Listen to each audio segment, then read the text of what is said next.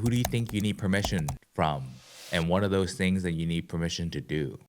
I think at the end of the day, instead of pointing finger at everybody that I need permission from or who or what, it's me. Giving myself permission to create. I think that's the biggest key.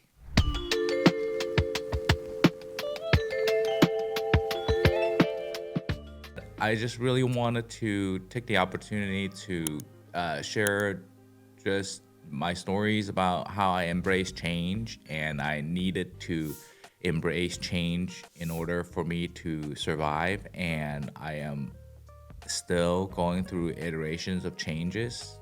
Um, so I wanted to have an opportunity to kind of talk to you, kind of talk to myself, to give myself some maybe encouragement, maybe throughout the day when I listen to this, or when I self-reflect, I can use this to kind of encourage myself, and hopefully you can encourage you too, because if you've been listening to this and you feel like there's something burning inside of you that's like, hey man, there's a lot of stuff that he's talking about that makes sense, that I vibe with. And if that's you, thank you, welcome. I'm here for you, really, like just the person that vibe with my story, that can find little golden nuggets of wisdom in my experience, and I can tell you where they're at if you're willing to listen. And listening is about change, and so for some people, they just don't want to listen, and they don't want to change, because if they listen to someone and they make the change and it makes a dramatic difference in their life, some people can't handle that. Some people can handle that shit. Like, they have done the wrong thing for so long that they cannot even imagine doing anything different to get out of what they're doing.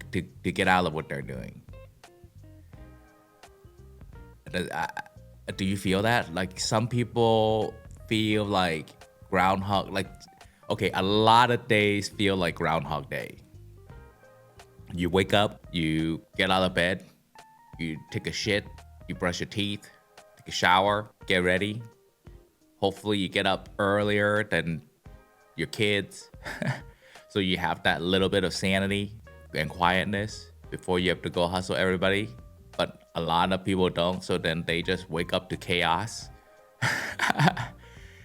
Some people don't prepare themselves the day before, and so that they're just rushing around all day long and cursing everybody else around them to ruin their life. And they go to a job that pay them just enough so that they can have all the things that they want to have, but not enough so that they can walk away and do anything else, anything they want, whenever they want.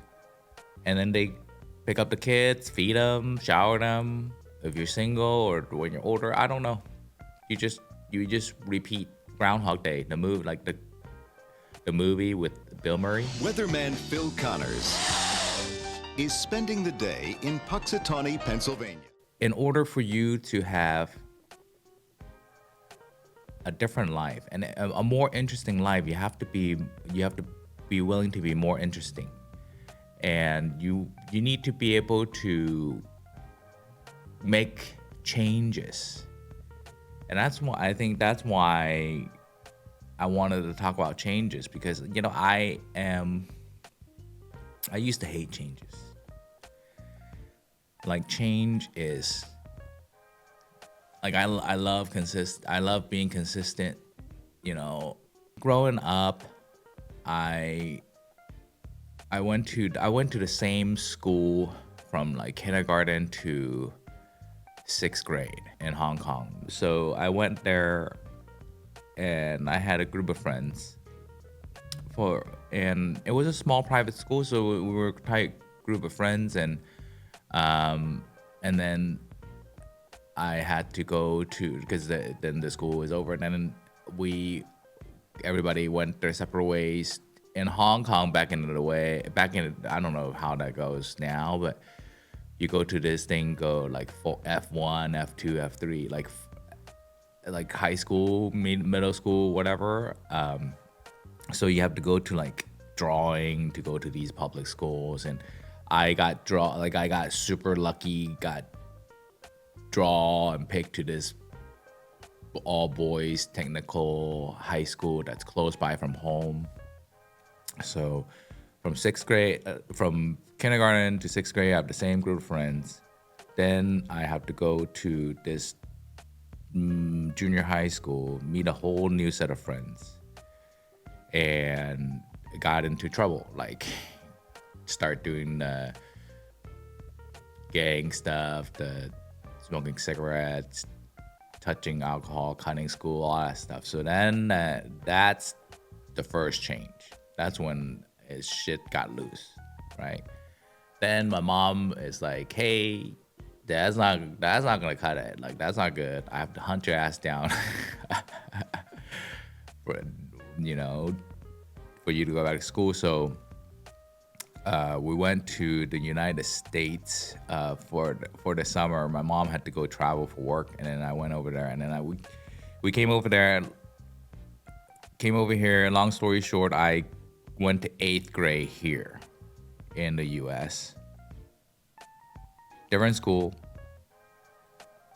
Left my kindergarten to 6th grade friends. Left my 7th grade gangster friends. Go to America, make a whole new set of friends in a whole new different language.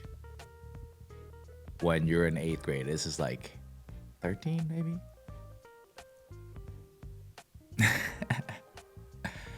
And I was in ESL class. I was living with my aunt and my uncle, with my 2 cousins.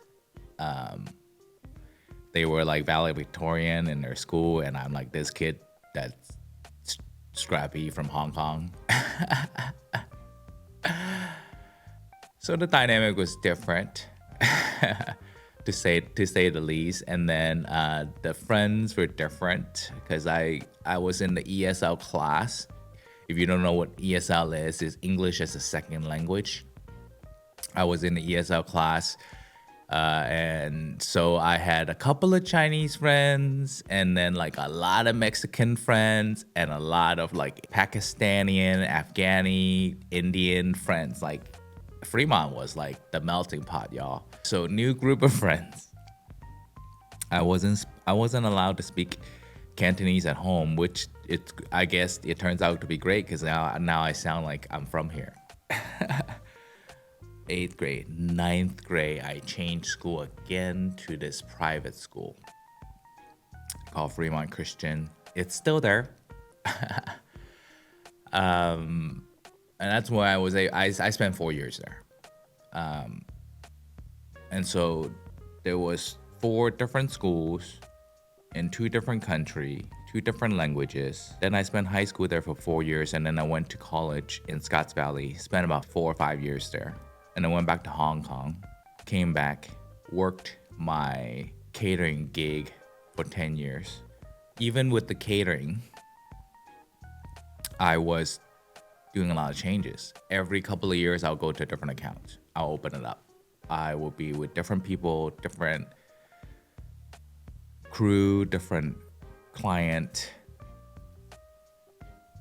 And then finally now, I've been working with the same people for about 10 years. I've been married for 10 years. I've been living in the same place for 7, 8 years. And I'm finally able to slow down from all these changes and then am able to ask myself, well, who am I? Whirlwind of change until pretty much I got married. And then things just kind of settled down. but my body and my mind, every part of me is ready for change, right? So I'm always there's this nervous energy in me that's ready to change, like drop. Someone can pick me out of the air, drop me in somewhere else, and I need to start scratch over again. Maybe there's like this little nervousness inside of me that is preventing me from growing. I was changing so much from 6th, 7th, 8th, 9th grade, college, work, from corporate account to corporate account, different school, different. I went from fat to now husky.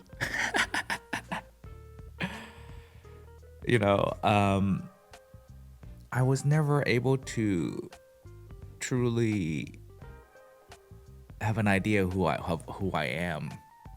I mean, even after I got married, even after having kids, I still don't know who I am, because I've had so many versions of myself that I can go back and be, that I couldn't choose. So like I went from the kid growing up in Hong Kong in Sam Shui Po, which is like, it's in the Kowloon side, and you don't get off that place unless you want like some you want some great street food, the wet market or the recycling area.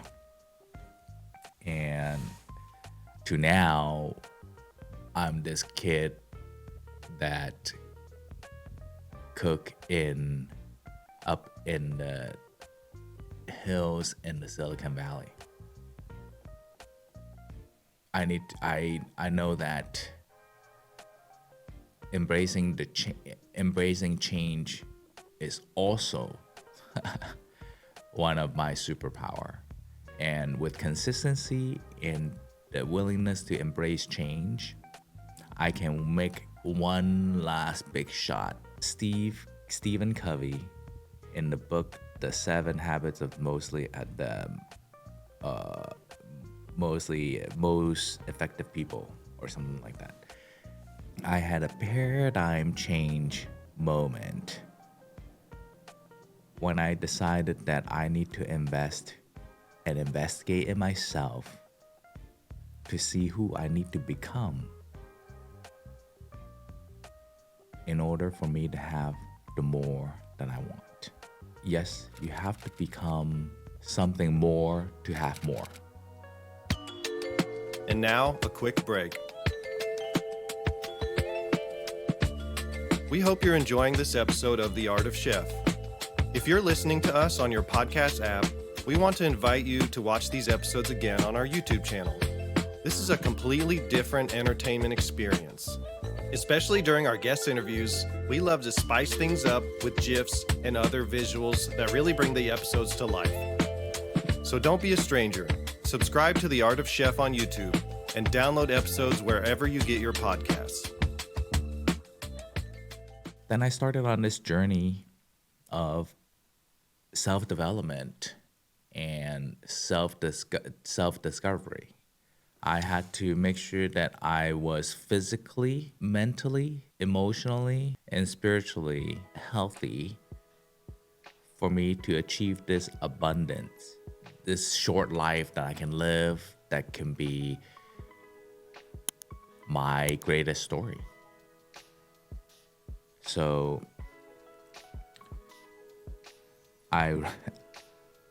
that was maybe 5 years ago, in my late 30s. I started to listen to as many books as I can on self-development,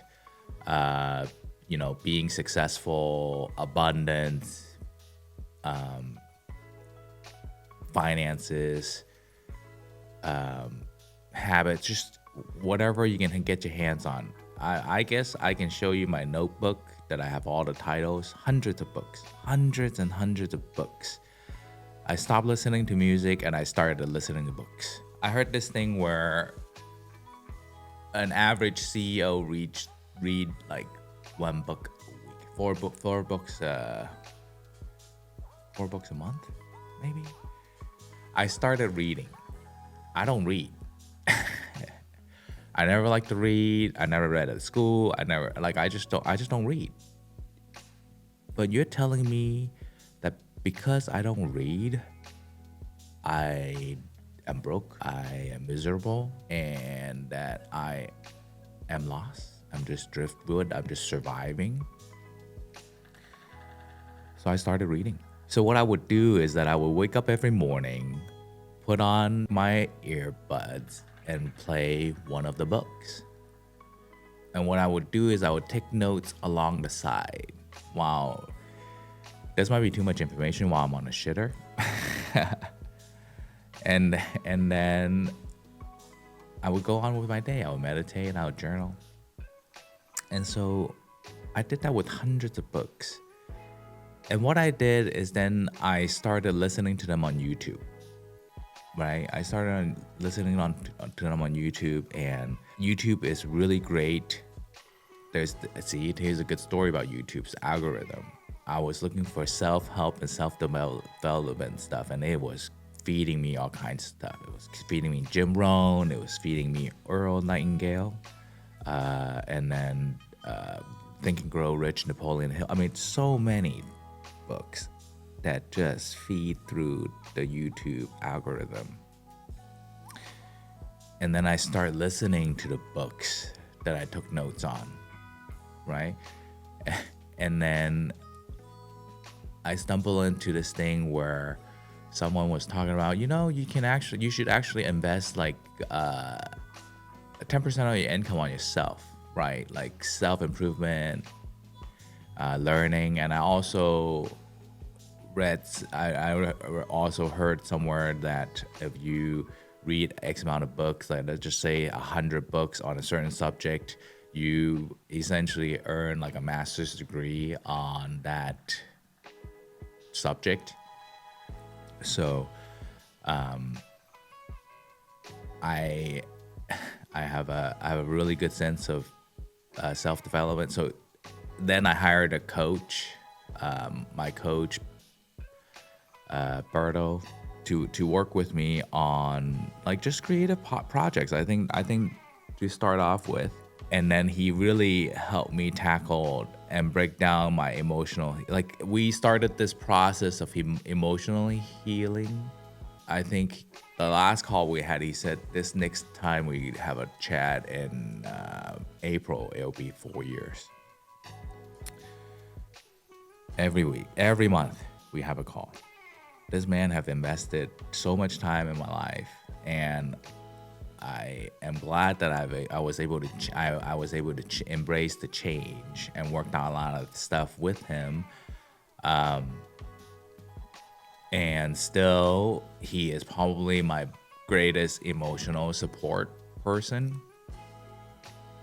But with all of the reading, I discovered some fundamental of finances in books like The Richest Man in Babylon. That's a great book. It's almost like a biblical kind, like telling Bible story but on money. It's kind of great.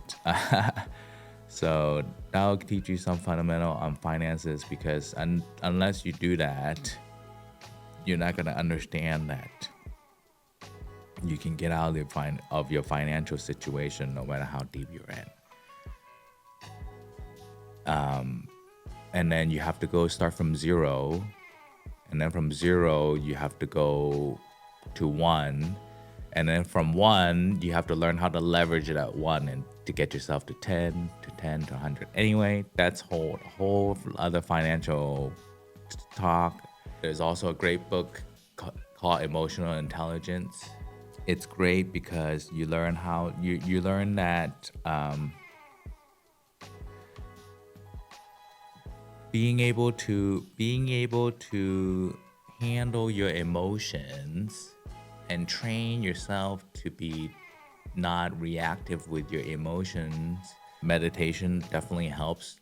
It really just gives you that opportunity to have control, to have that gap between reactive and non-reactive to situation, and that gap could be 3 seconds. If you can have, if you can train yourself to have that bit of a distance between your reaction to a situation, that'll be great. I think I might have 1 second, and I train myself to meditation every day.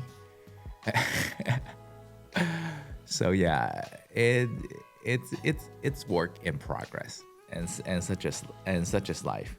And I also listen to a lot of stuff in being successful, right? So in order for me, in order for you to have more, you have to become more. Then in order for you to be successful, you have to become like you have to know what the successful people are doing. So then I listen to Jim Rohn, I listen to Tony Robbins, and now I listen to Mel Robbins. Being in that group, like immersing yourself in that group of people about success, motivation, getting shit done, should give you like a really good idea that you should be doing the same thing. Like, and that just plugging yourself into those people in your head will get you, will light a fire up your ass and get yourself going anyway. And back to investing in yourself. So yeah, I would take my income, at the time wasn't a lot, invest 10% into myself. And by choice was my coach, my life coach. He was he was helping. I was thinking he can help me with like the performance part of what I was trying to do. Him really helping me with my emotional healing and dealing with it, because I would go like we described me as a person that would go full throttle and then would be full stop. Something would happen, it would just stop me completely from all the momentum I have, all the things. I just stop cold. I might never start again, but when I start again, go super smooth, at speed, on plane, and then bam, stop. And we couldn't figure out what it is that's stopping me. Like it's so funny. Like even to the last call, he was like, "Hey man, what do you think? Who do you think you need permission from? And what are those things that you need permission to do?" And I think at the end of the day, instead of pointing finger at everybody that I need permission from or who or what, it's at the end of the day, it's me giving myself permission to create. I think that's the biggest key. I own my own time. I create my own schedule. I mean, there are certain times I have to be somewhere, but most of the time I don't. And I'm usually in a prison of my own doing. And I have to give myself permission to do this, to record, to dream big, and to be successful, and to live a life that I don't have to see what other people are doing to be happy. To be happy, I want to be happy, and I want to bring the happiness to those around me, and those for you that's there listening, still here listening. So guys, gals, everyone, the journey is yours. Like, I'm not here to tell you what to do. I'm just simply here to share with you my story. And I hope that you can find some good in the story. If there's anything that makes you feel a certain way, I have no idea. Share it with me.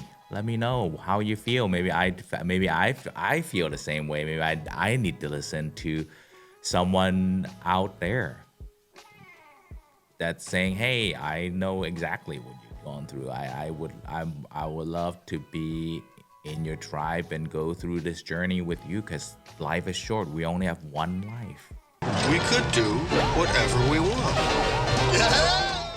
and how you live this life is up to you. Nobody's promised tomorrow, so don't tell me that you're this old, this young, yada yada yada. And the life that you wished you have, that you want to have, is one tiny decision away. Next to one tiny decision, next to one tiny decision, and it's a bunch of little tiny decisions that's worth in ounces, right? Tiny decision, work, daily discipline, habits, ounces. Regrets. In the English language, regrets are measured by tons. Yes, they say you get tons of regrets, but hard work you pay by ounces. I'll go live my life today and be me and see what I can come back with tomorrow and share with you. I love you. I believe in you. I'm struggling right alongside you. Thank you so much for being with me. Hope you have a great day. Peace. Thanks for joining us today. Before you go, don't forget to subscribe wherever you get your podcasts. If you enjoyed this episode, it only takes a moment to post a positive rating and review. Your support allows us to grow the community and reach more extraordinary people just like you. And come check out the Art of Chef YouTube channel on your next lunch break. We'd love to see you there. Thanks again for listening. See you in the next episode.